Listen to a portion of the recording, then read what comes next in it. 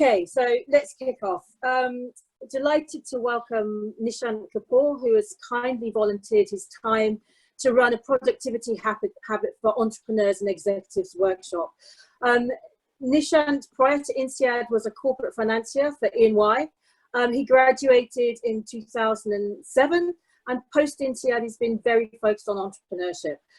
He has been in 3 startups, and now he consults in consumer products. He found the transition from corporate into entrepreneurship a little challenging, which is where this whole workshop concept came from. He's run this 3 times online and numerous times offline. The workshop will run for about an hour. We'll have 45 minutes of Nishant's wise wisdom and then a little time for Q&A. So I'll hand over to Nishant. Thank you, Nishant. Thank you, Charlie. Hello, everyone. And thank you for sort of showing up this evening. Like Charlie mentioned, I sort of got started on my productivity journey because I transitioned from a corporate job to first a startup job and then sort of doing my own startups. And it was a difficult transition. In my corporate job, I had, a very structured day. My priorities were set by my boss at my company. But when I went sort of into entrepreneurship, it was very overwhelming. I had sort of hundreds and thousands of things to be on top of. And I had to figure out my own priorities. And that sort of got me started down this path. And then I sort of started, I guess, I would say I started down this path in 2008. And I started developing this workshop in about 2018. So there's about 10 years of learnings and journey in there. And I've sort of read and tried all the productivity books, starting with sort of the Bible called Getting Things Done by David Allen, along with sort of the Tim Ferriss 4-hour stuff, and, Cal Newport and Deep Work. And these have sort of been the 3 seminal books. Plus, tried a lot of tools and systems. So I'm going to go over some of that stuff today. So with that, I'm going to start my presentation. Just give me a second. Whilst Nishant's doing that, if anybody's got questions, please just use the Q&A functionality and we'll pick it up 15 minutes before the end. Thank you. Yeah, so can everybody see, can you see me and the screen together? I can, yes. Yep. Okay, yes. Perfect. So, a lot of us are very busy. And one way of defining busyness is that you're not being very thoughtful about what you're working on, and therefore it's lazy. Being busy is a form of lazy. So that's an interesting way to think about productivity. When I started down this path, the first challenge I faced was overwhelm, right? I just thought there was just too much to do, not enough time for doing it. And that actually, I think, made me less productive because the overwhelm can sort of, freeze you into inaction and procrastination. I discovered that focusing on a few things and figuring out what those few things are is quite important. And we'll go through how to do that. The other challenge is, of course, there's only, so many hours in a day. But then there's a way to leverage that. And there's a concept called time boxing, but the idea is that you can actually figure out what your priorities are and allow a lot sort of finite blocks of time to be able to achieve more. And then, of course, this is something I struggle with a lot. What do I work on first, which is the concept of prioritization. So you can become very productive in the sense that you can become very organized and you can have a great system. But if you're not working on the right things, you will not be able to achieve a lot. Conversely, if you have a very clear idea of what those few things are in your life that are important, or in your work or in your business, you can actually be very productive and yet have the time to live a full life.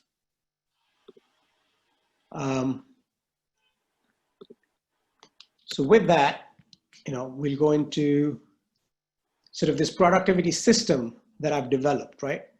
And there are phases in this system, and this is sort of based on the Getting Things Done system by David Allen, which also has these sort of 4 phases. So phase 1 is where you sort of capture everything.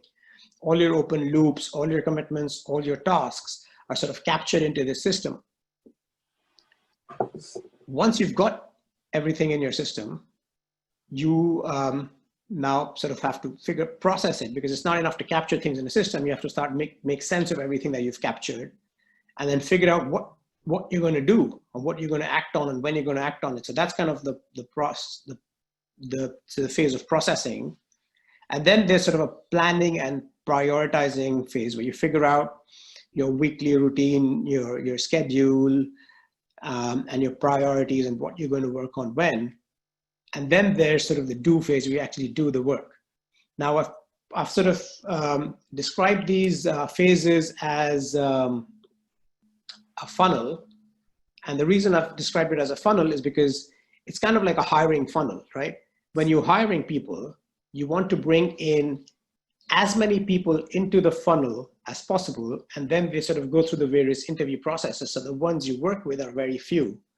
It's kind of similar. You want to bring in as many people into your funnel, and then they sort of fall away in the processing and planning stage. So what you're working on finally is, is carefully selected, high impact stuff, where you sort of focus on the do phase. The other reason you can think of it as a funnel is there's a maximum number of tasks at the top and the minimum number at the bottom. But when you're working on stuff, it's kind of the inverse. You want to spend the maximum amount of time in the do phase, in working, and the minimum amount of time in the capture phase, because that's sort of almost automated. So that's how you think about productivity as a bunch of tasks moving through a funnel.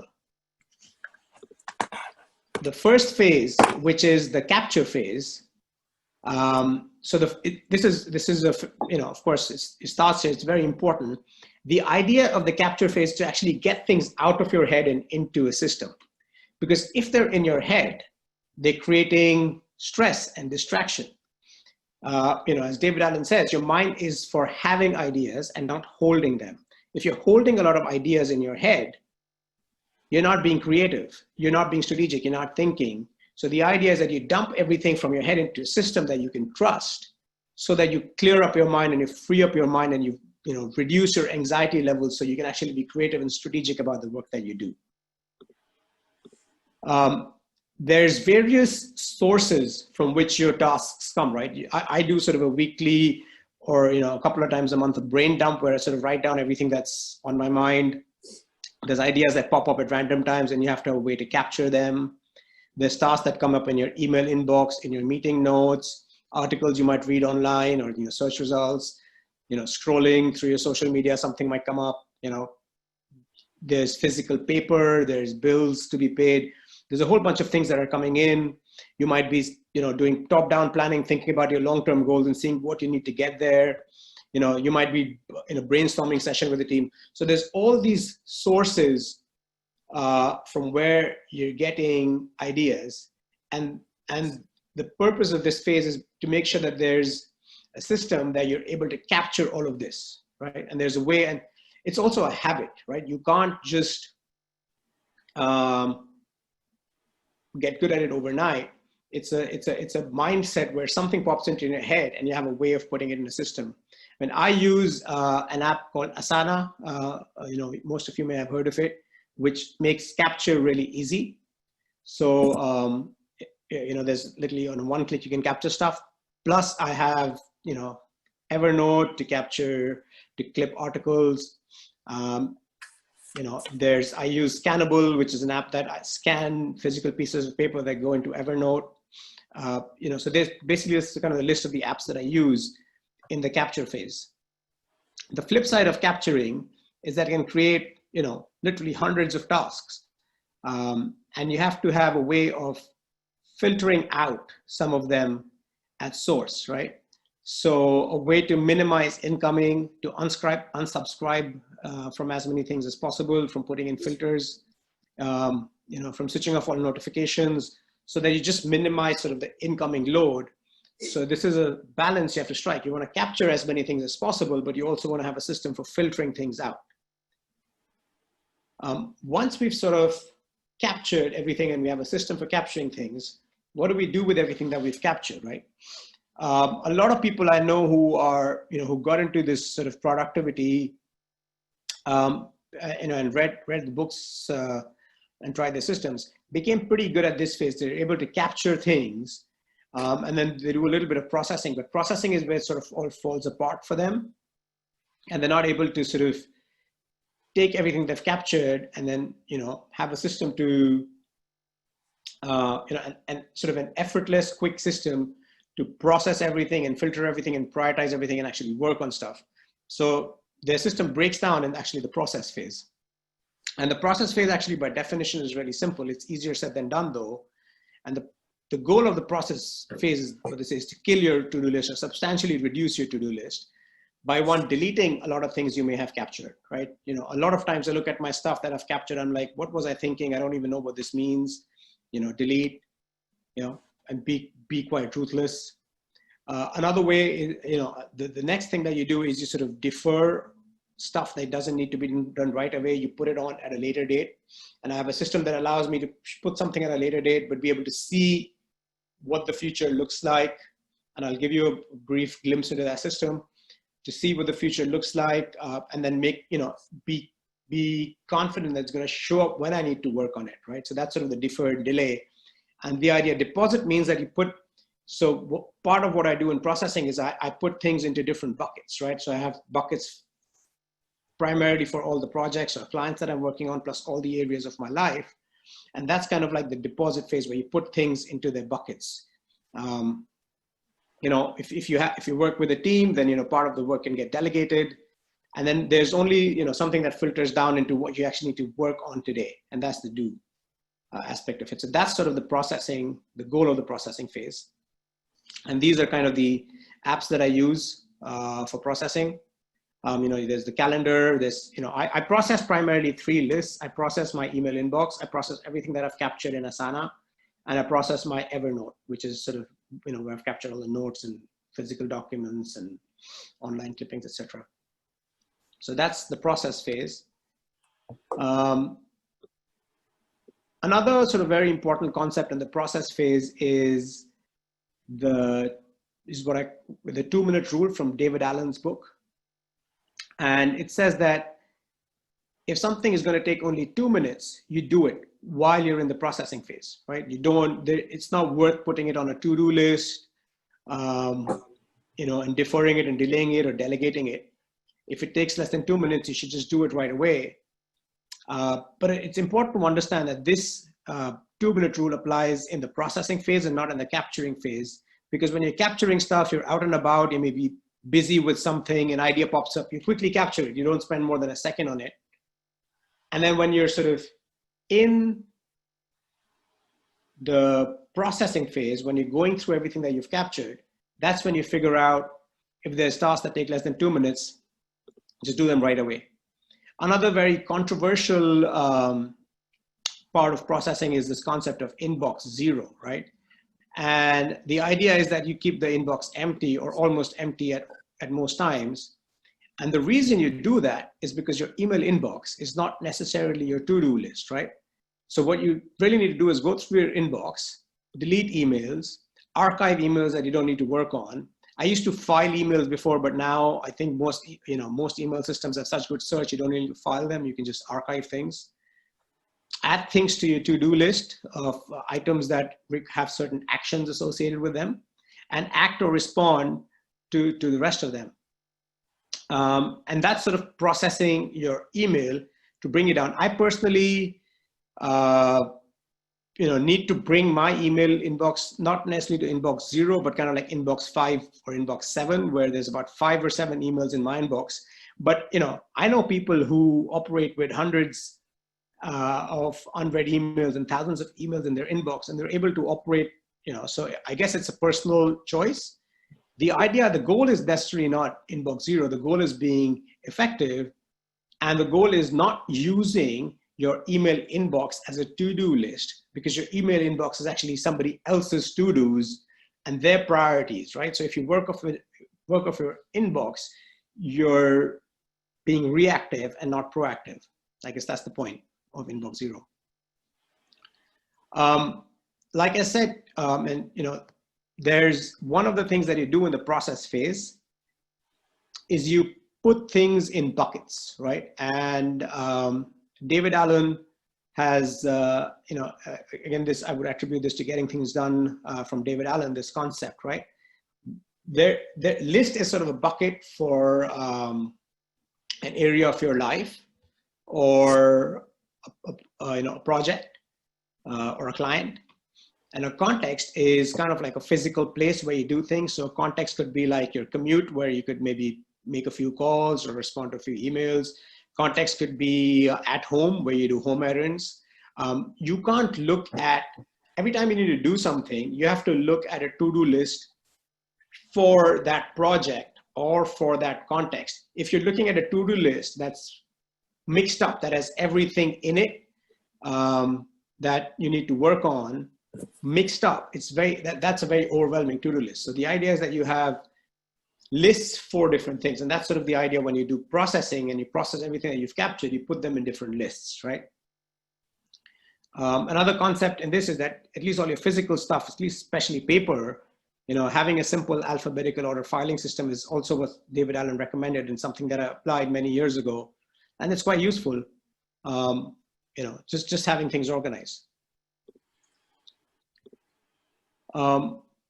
Another sort of concept, because one of the things that you do when you're processing things is you process your email and then you reply to email.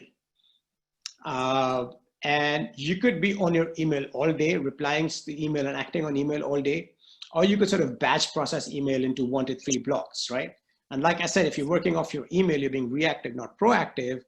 So it's recommended that you schedule certain blocks of the day to batch process your email, and avoid working on email or reactive stuff until you worked on your more sort of high priority stuff. So we're done with the first 2 phases, which is sort of capturing and processing, right? And now that you've sort of captured everything that you need to do, you've organized it into different lists and systems. Now you're going to sort of plan, which is figuring out what are your priority items and when you're going to work on them.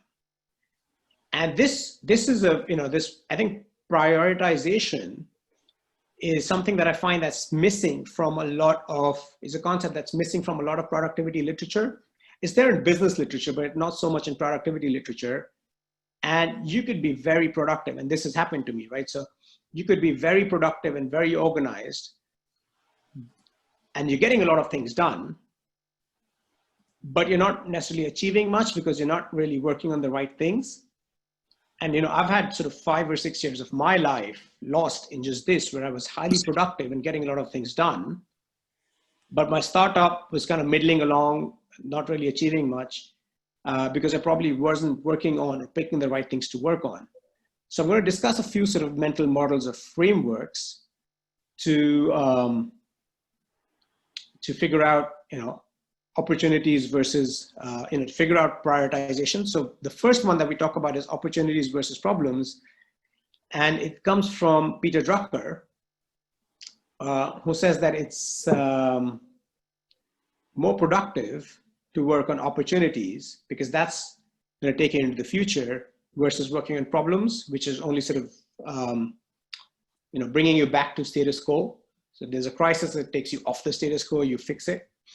And that people, executive executives want to focus on a few major areas of opportunities.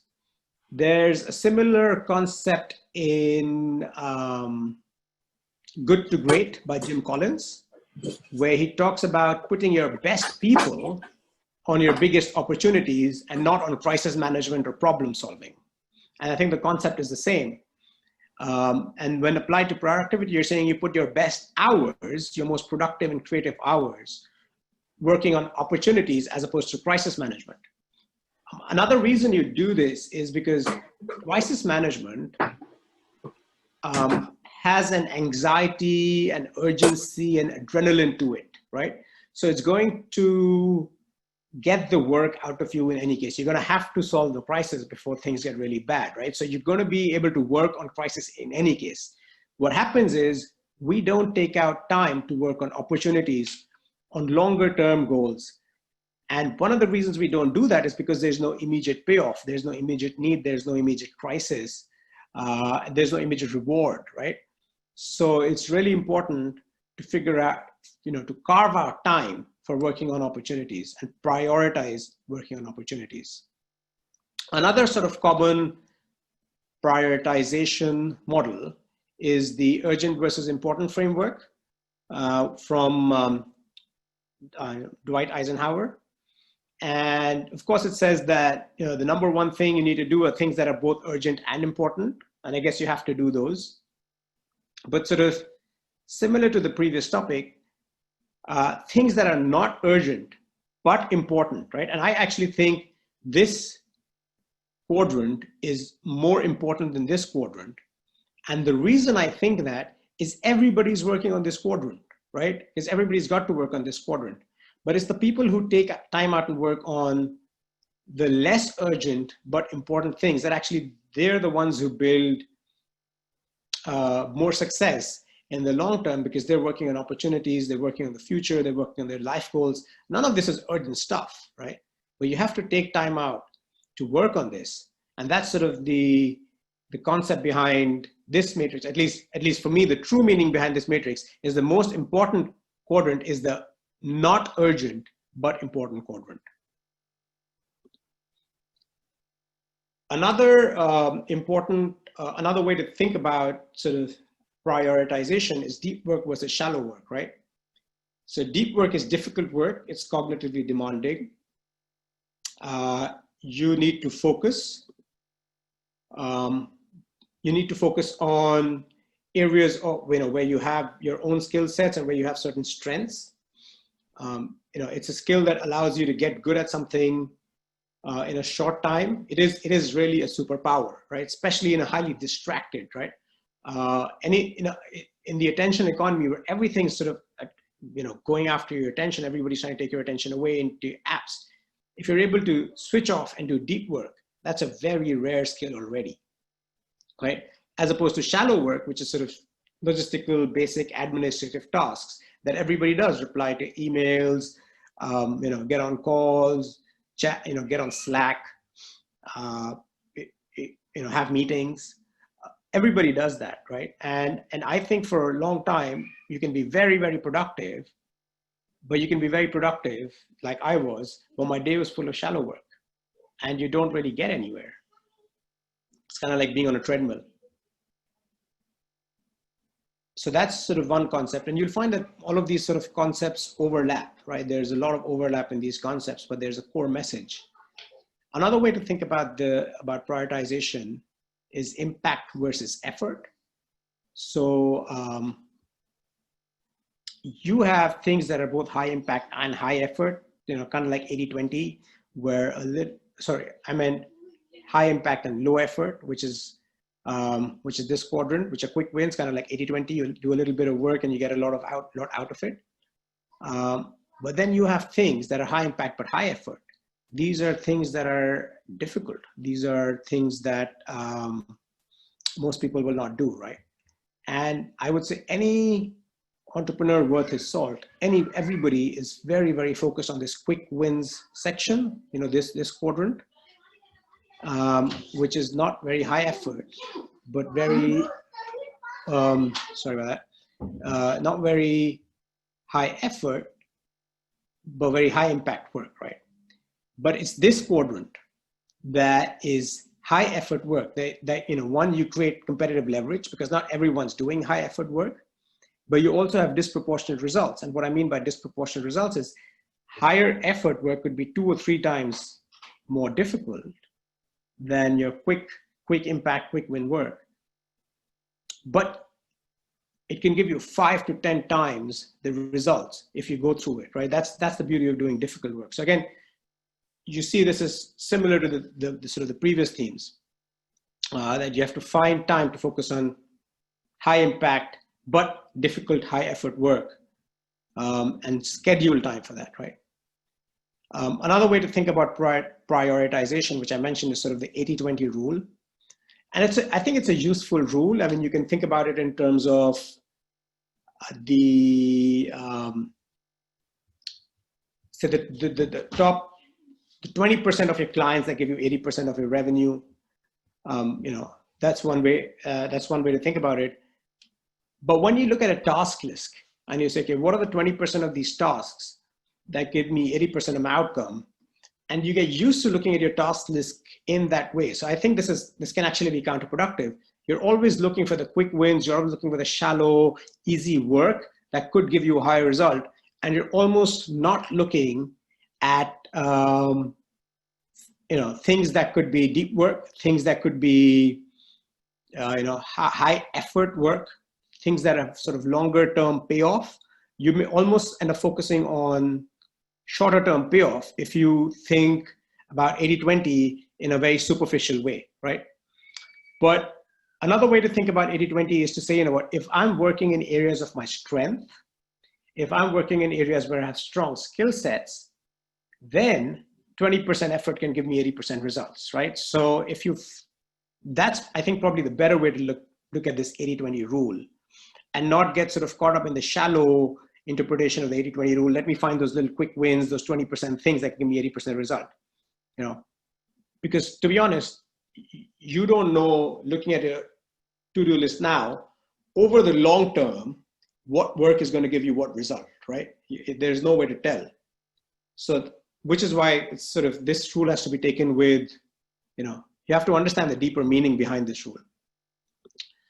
So, having gone through opportunities versus problems, urgent versus important, impact versus effort, deep work versus shallow work, 80-20, you can come up with what are those few things out of all of these that there's an overlap that could be our most important things. So these are things that meet most of these criteria, or that you sort of hit the right quadrant in most of these frameworks, and pick those 1 or 3 most important things, or rocks, right? And I think this is a very, very crucial concept.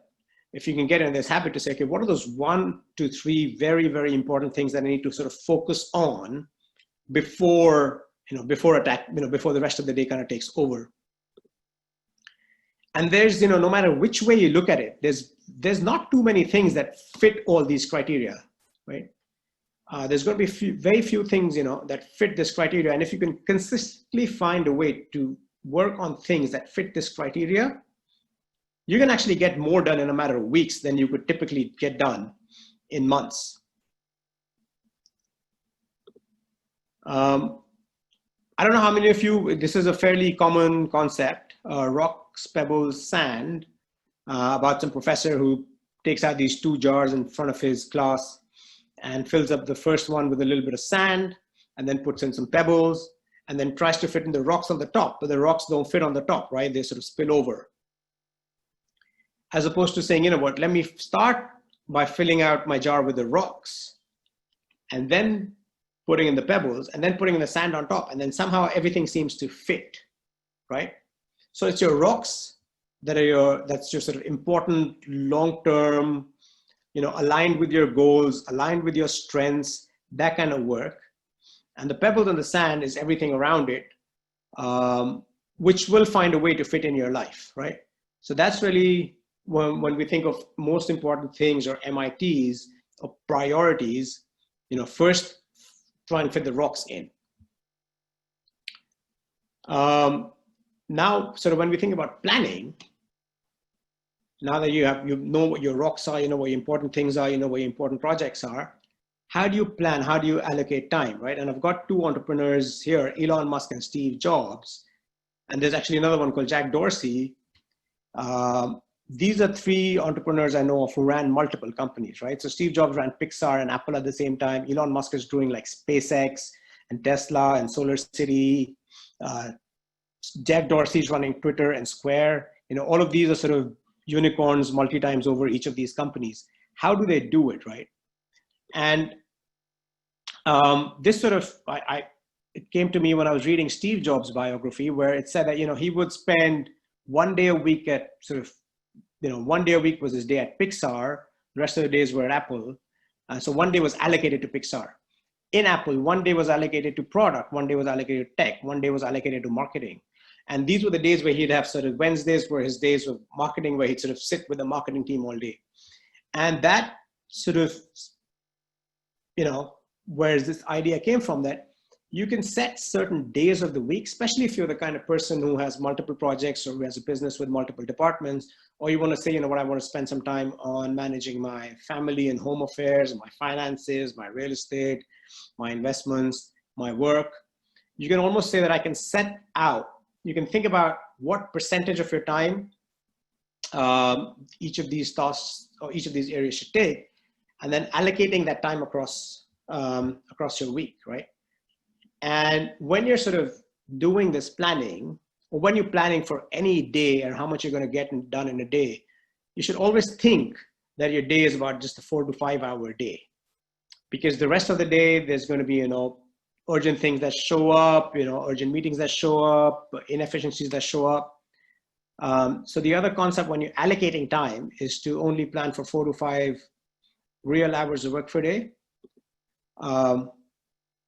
And the reason this concept works is because of Parkinson's law, right? So if you give 8 hours to do something versus you give that same thing 4 hours, it's going to take as long as you give it, right? Because work expands to fill time. It's kind of like, just the day you go off, the day before you're supposed to go off on a holiday, you can get, you get a lot of work done all of a sudden, more than you got done in the last couple of weeks sometimes. And that's because there's sort of this finite deadline. Now, it's not easy to create that kind of adrenaline all the time, but it's easy, but it's important to keep this concept in mind, that you can allocate finite blocks of time and you can actually get a lot more done than if everything sort of meshed together in a fluid way. And this is sort of, a simple sort of spreadsheet format that I would use to do that, where I would say, I work in sort of half-hour sessions, so that's why I've got a column for a number of sessions. But I would say, okay, here are these sort of different projects and different clients in these different areas of my life, and broadly, this is the percentage of time I want to spend on each of these, and that's aligns to, let's say I'm going to only plan for a 20-hour week, right? So I'm only planning for about 20 hours of 40 sessions, and then I allocate that across the week, and then I say, Monday is sort of focused on project number 1, Tuesdays are focused primarily on client number 2, and I kind of have a theme for the week and a theme for the day. And you don't have to stick to this, and I never end up sticking to this, but it's really important. It helps me sort of visualize the week, and you can of course change this. I change this allocation at least once a month as priorities change. So that's kind of the idea, that you want to allocate time across different areas of life before you prioritize. And you should ideally apply your prioritization matrix within the confines of each project, because then you're going to be a lot more productive. It's easier to say, is this, is this finance and administrative task with this upcoming tax deadline more important, or is this marketing task of getting back to this client more important? It's very difficult to, it's apples and oranges. But if you said, it's my time of the day, of the week to work on finance and admin stuff, within this sort of finance and admin bucket, these are tasks that are more important, it almost becomes a lot easier. Another concept in sort of planning and prioritization is agility. And that basically means that you should reprioritize often, right? And in my case, I literally look at it every morning in my processing to say, okay, what are my priorities for the day, or what are my priorities in the project?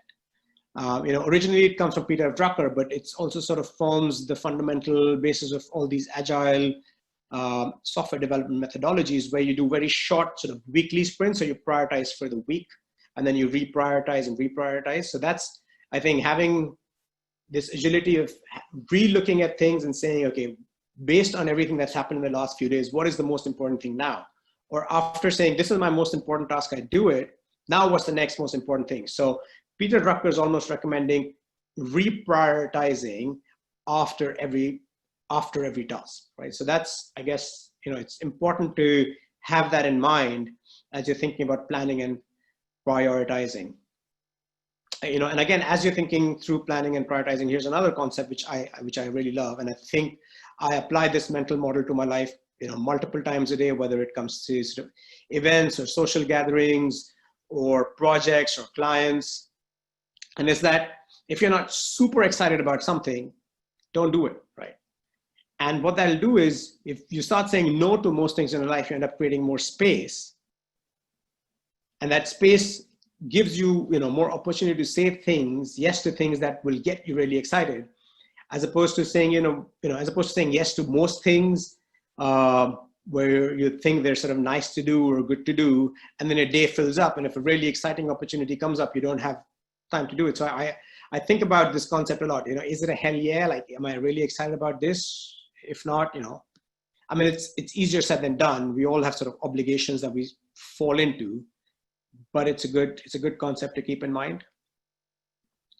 So now that we've gone through sort of all the planning and prioritizing concepts, I'm going to go into the final phase, which is actually now doing things and getting things done. And you could almost, if you're really good at doing the important things, you can almost say, I don't care about a productivity system. It can all, I can ignore all of that, as long as I can consistently get important things done. If I'm good at picking the right things and then just doing them, I can forget all about the capture phase and the process phase. Now, the reason I find the capture phase and process phase very important is, if I don't, and because again, with multiple projects and multiple clients and a full family life, if I don't know that I have a handle on everything, that I'm on top of everything, I find it very difficult to focus on the big important things, right? But whichever approach you take, when you're doing things, when you're actually in execution mode, less is more, right? So one of the concepts, this is from a Tim Ferriss blog, where every time he gets overwhelmed, he uses this concept, and I've used it many times too, is you just sit down in the morning, you write down 3 to 5 things that are causing the most anxiety, and you just pick one and just focus on that one. And you do this, and if you do this once every day, you can actually get a lot of impactful things done, again, in a matter of weeks, right? Another thing when you're actually doing stuff and executing is that you need to consolidate time as much as possible. So this is also goes back to the time allocation thing, where you say, instead of splitting my work on a specific project in small dribs and drabs of time across the week, I chunk it together, right? Or even if you're looking at a day, you're saying, how do I focus, how do I batch things together and consolidate time instead of sort of, working on dribs and drabs? Because you're going to be way more effective and you're going to get way more done if you chunk stuff together. And this sort of leads us to the concept of batching, which is really grouping of similar tasks together and doing things together. Just batching can make you 2-3 times more effective, because you're not switching context between different types of work and different areas of your life. So you could, it especially works for routine or low value tasks, like responding to emails or doing sort of finance and admin stuff, right? But it's also very useful. For example, if now I'm batching all my marketing tasks together, I'm working on my marketing tasks together, it's more creative because I'm getting more ideas, I'm going deeper into sort of that area of work, and I'm actually more creative when I batch things together. So not only is it good for getting more done quantitatively, but I think it also improves the quality of your work. Another sort of interesting concept that I used for a while is that, and Mark Andreessen, who's actually the inventor of Netscape, or the founder of Netscape, and now a big VC, and he follows this method. It may not apply to everyone, it doesn't apply to me all the time, is that he would just have like a small card with 3 to 5 things that he wants to do on a certain day, and then just focus on those things. And the idea of this is, again, you're saying I have a very finite number of things that I'm going to focus on for today, and I'm just going to get them done. But I never have just 3 to 5 things to do. Like, I always have, many things to do. I try and limit them down for me to about 8 to 9 things per day. And so my personal method is kind of like the 1-3-5 method for planning my day. Which is, I'm trying to get that one big thing done, which is kind of like a rock, and 3 medium things, which are like pebbles, and then 5 small admin things. And that's about all I can get done in any day. So when I'm planning, I'm actually thinking about, when I'm splitting my tasks out across days, every day is not going to have more than 8 to 10, 9 tasks planned for it. And of course, between the start of the day and the end of the day, your priorities change and things get pushed to the next day. New things pop up that you end up working now, and then you have to have a system. At least I have a system to keep track of all of that. But that's sort of the 1-3-5 method. Another important concept, which I'm sure most of you have heard of, is single tasking. And it says that every time you become distracted, it takes you about 15 minutes to regain focus. And if you get distracted every 15 minutes throughout your day, you're actually just going to be, end up where you started at the end of the day, but having felt that you worked a lot. So, single tasking is really, really important. Allows you to get a lot more done than if you're trying to multitask your way through the day. And the way I actually single task is using this concept called Pomodoro technique, which I'm sure some of you would have heard of, which is you set timer and you work to a timer. And when you switch on that timer, you're actually sort of working without distraction on one task or a batch of tasks for 25 minutes. You take a 5-minute break. And even if you just do 4 Pomodoros a day, that's about 2 hours of focused work. That's a lot of work that you can get done. And my kind of checklist for the Pomodoro technique, my timer right now is set to about 35 minutes for each session. Is this? I literally go to this checklist, right? Set the timer, put my phone on airplane mode, put on my headphones, the same ones that I'm wearing right now, with one or two playlists, and try and shut down everything that's distracting, and then focus on one task, and then take a break when the timer goes off. Switch off airplane mode, quickly check messages or whatever, a couple of minutes, and then go back into it. And if you're working in flow, you can be many times more productive. Another interesting concept, I'm just going to skim over this, I'm conscious of the time, is the monk mode morning, where you can have a morning, or if you're not a morning person, an evening or a night, where you have this period of time where literally there are no distractions. You've kept your phone in another room and you're working deeply. It can be a 2-hour or 3-hour zone. For me, it's kind of like a 7 a.m. to 9 a.m. morning zone where I'm working on my most important things. It's also very important to remember that you have to manage energy more than time. If you have a lot of energy, you can get more done. So it's not really about time. Time is finite, but you can be very high energy. And there's certain sort of hygiene factors to make sure you're operating in a high energy zone. And if you can do all of this and you can get to this sort of zone every day where you can get totally absorbed and immersed, right? So I think hard work is overrated, but immersed, deep, absorbed work is underrated.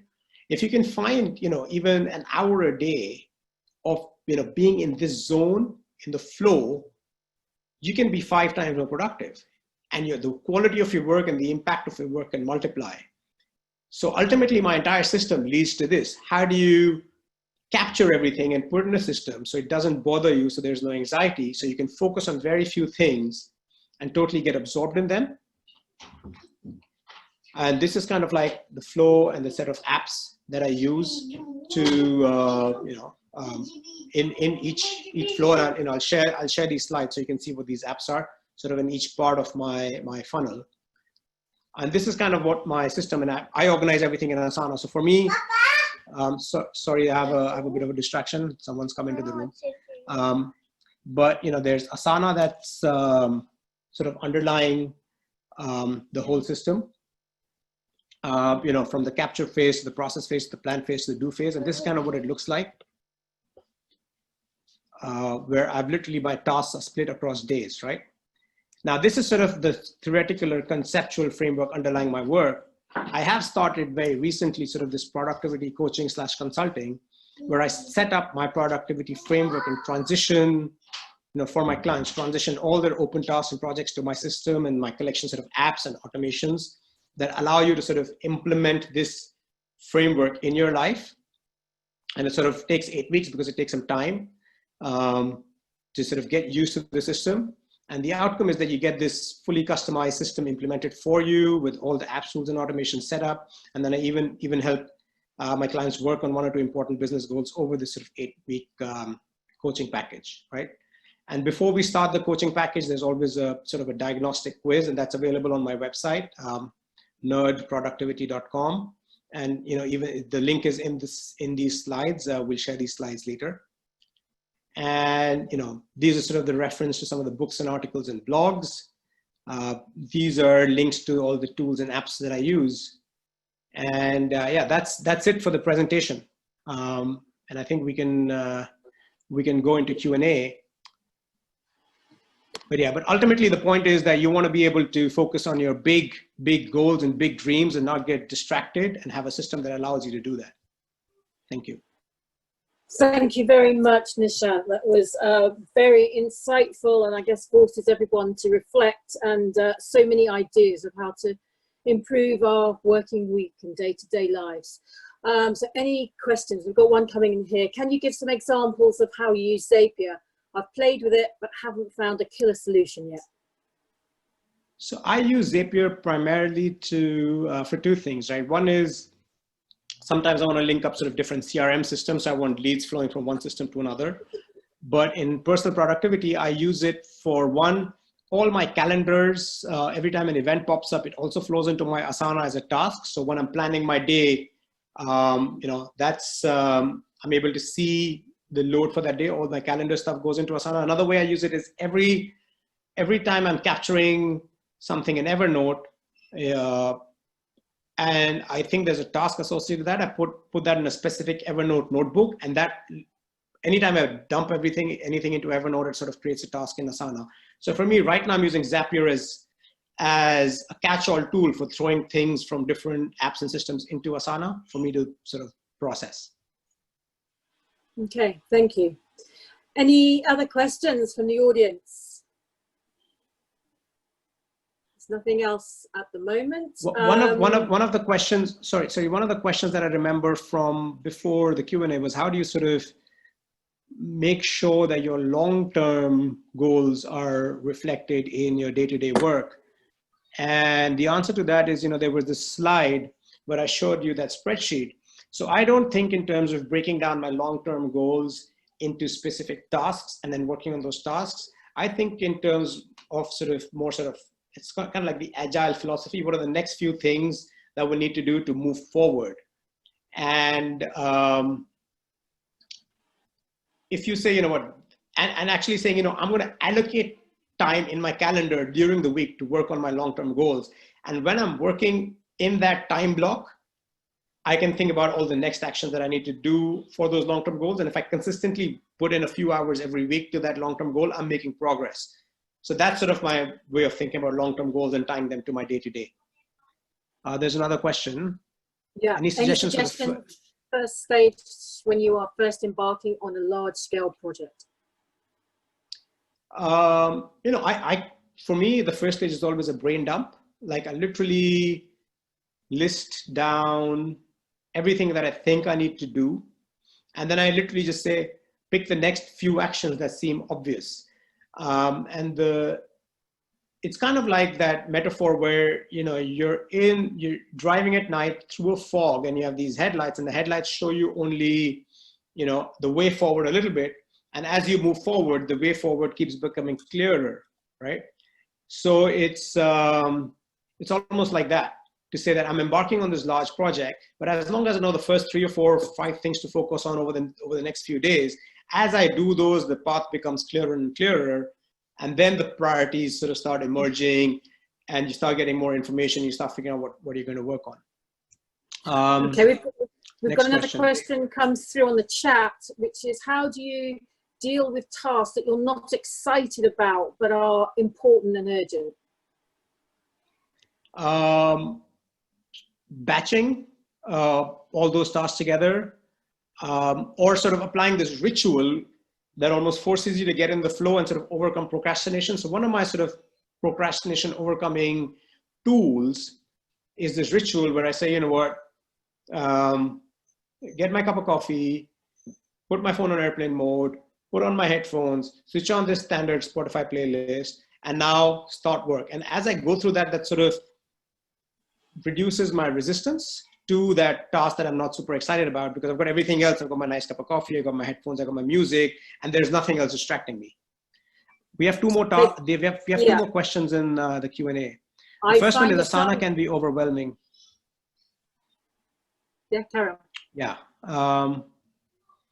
Yes, so I do everything in Asana, and I have a specific way of, so the way I prioritize in Asana is actually by putting a tag or a specific project called most important things or MITs.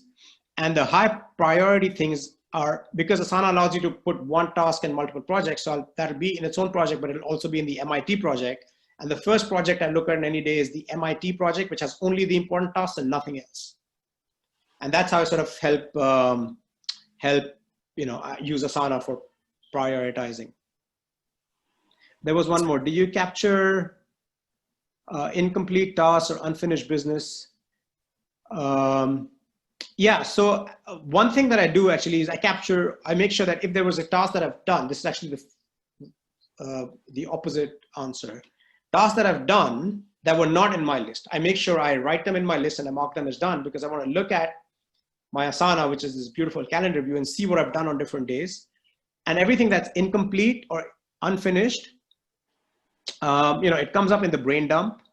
And I just capture incomplete tasks or unfinished business throughout the day or in one session. As things pop up, I make sure I capture them right away in Asana, either in the mobile app or directly, on the web app through the Chrome shortcut. Yeah, so that if I leave it to the end of the day, I might forget everything that popped into my head. So I want to make sure I do it immediately. Hi, Makram. Makram was in my class at INSEAD, and he's asking me, what focus playlist do I listen to? So I listen to a couple of Spotify playlists, and mostly they're sort of classical music, and then there's sort of new age classical or new world classical, so that kind of stuff. It's mostly instrumental classical music. Okay, anything else? No, I think that's everything. So Nishant, thank you so much for giving up your time and sharing some really insightful tools for us to adopt. Really appreciate it. So I'll give you a round of applause on behalf of the audience. Thank you once again. Thank you.